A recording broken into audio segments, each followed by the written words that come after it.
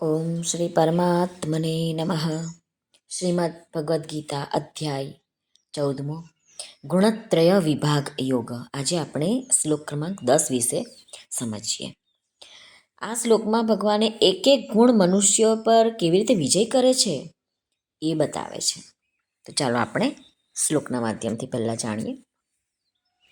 શ્રી ભગવાન વાચ રજಸ್ತમશ્ચાભિભૂય સત્વં ભવતિ ભારત રજસત્વં તમશ્ચૈવ તમસત્વં રજಸ್ತથા. શ્રી ભગવાન અર્જુનને કહે છે, હે ભારત, રજોગુણ અને તમોગુણને દબાવીને સત્વગુણ અને તમોગુણને દબાવીને રજોગુણ, તેમજ સત્વગુણ અને રજોગુણને દબાવીને તમોગુણ વૃદ્ધિ પામે છે. રજસ્તમશ્ચાભિભૂય સત્વં ભવતિ ભારત. સ્વામી રામસુખદાસજી વર્ણવે છે કે રજોગુણ અને તમોગુણની વૃત્તિઓને દબાવીને સત્વગુણ વધે છે. એટલે કે રજોગુણની લોભ, પ્રવૃત્તિ, નવા નવા કર્મો કરવાનો આરંભ, અશાંતિ, સ્પૃહા, સાંસારિક ભોગ અને સંગ્રહમાં પ્રેમ થવો વગેરે વૃત્તિઓ અને તમોગુણનો પ્રમાદ, આળસ, અનાવશ્યક નિંદ્રા, મૂઢતા વગેરે વૃત્તિઓ છે.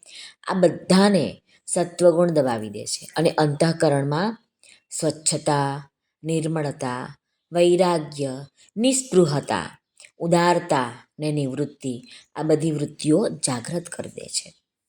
રજસ સત્વમ તમશ્ચૈવ. સત્વગુણ અને તમોગુણની વૃત્તિઓને દબાવીને રજોગુણ વધે છે.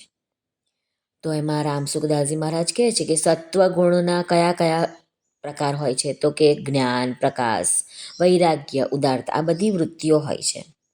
અને તમોગુણના પ્રકારો હોય છે આળસ, પ્રમાદ, અનાવશ્યક નિંદ્રા, મૂઢતા વગેરે. આ બધી વૃત્તિઓ આ બધાને રજોગુણ દબાવી દે છે અને અંતઃકરણમાં લોભ, પ્રવૃત્તિ, કાર્યનો આરંભ, અશાંતિ, તૃષ્ણા વગેરે વૃત્તિઓને જાગૃત કરી દે છે. તમસ સત્વમ રજસ તથા. મહારાજ કહે છે કે એવી જ રીતે સત્વગુણ અને રજોગુણને દબાવીને તમોગુણ વધે છે. એટલે કે સત્વગુણની સ્વચ્છતા, નિર્મળતા, પ્રકાશ, ઉદારતા વગેરે વૃત્તિઓ અને રજોગુણની ચંચળતા, અશાંતિ, લોભ વગેરે વૃત્તિઓ, આ બધાને તમોગુણ દબાવી દે છે અને અંતઃકરણમાં આળસ, પ્રમાદ, અતિનિંદ્રા, મૂઢતા વગેરે વૃત્તિઓને જાગૃત કરી દે છે. બે ગુણોને દબાવીને એક ગુણ વધે છે ને વધેલો ગુણ મનુષ્યો પર વિજય કરે છે અને વિજય કરીને મનુષ્યને બાંધી દે છે. પરંતુ ભગવાન અહીં ઉલટો ક્રમ બતાવે છે. એટલે કે પહેલાં બાંધવાની વાત કહી, પછી વિજય કરવાનું કહ્યું. આવો ક્રમ આપવાનું કારણ એ જ છે કે પહેલાં ભગવાને બીજા શ્લોકમાં બતાવ્યું કે જે મહાપુરુષોનો પ્રકૃતિ સાથે સંબંધ રહેતો નથી તેઓ મહાસર્ગમાં પણ ઉત્પન્ન થતા નથી અને મહાપ્રલયમાં પણ વ્યથિત થતા નથી.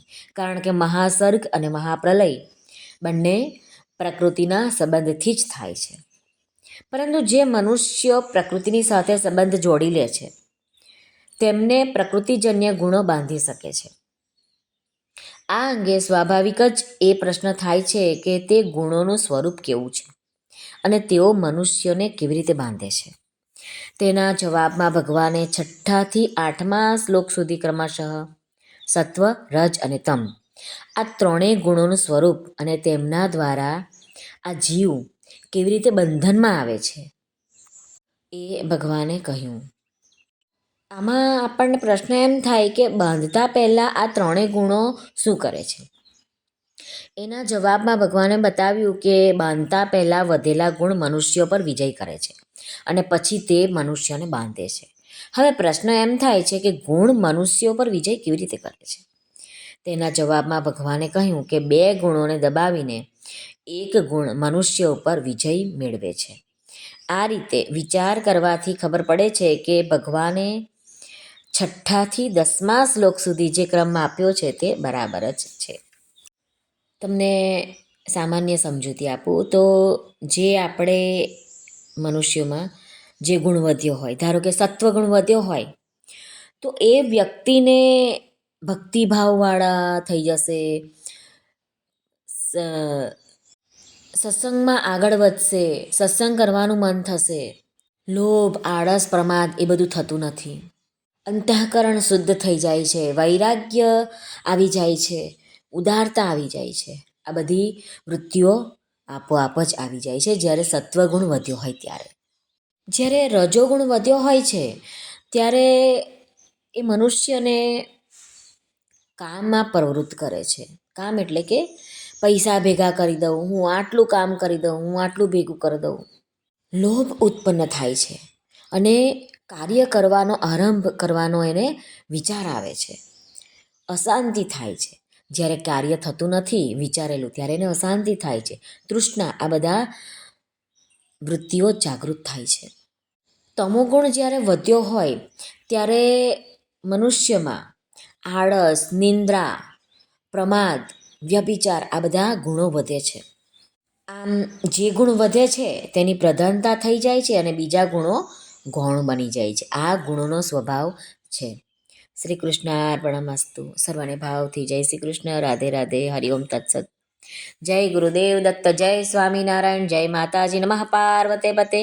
હર હર મહાદેવ હર. સિદ્ધેશ્વર મહાદેવની જય. આજના આનંદની જય. સર્વનું કલ્યાણ થાઓ, સર્વનું કલ્યાણ થાઓ, સર્વનું કલ્યાણ થાઓ.